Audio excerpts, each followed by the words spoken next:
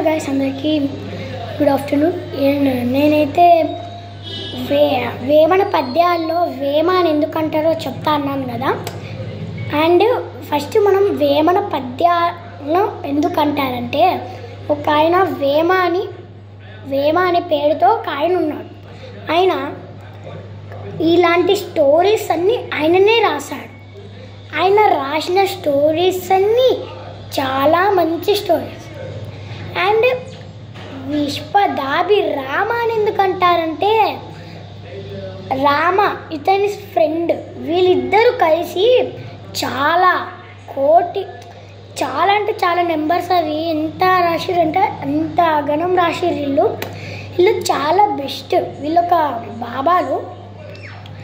వీళ్ళు ఎంత బాగా రాశారంటే, ఈ పద్యాలు రాసింది వీళ్ళే. దాన్ని బట్టి వేమన పద్యాలు అని చెప్తారు. ఇది మనం వేమన పద్యాలు అని మన జాబిల్లి బుక్ ఏదో ఒక బుక్లో ఉంటుంది. ఇది ఎవరికైతే ఉందో వాళ్ళైతే కామెంట్ చేయండి. ఓకేనా గైస్, బాయ్.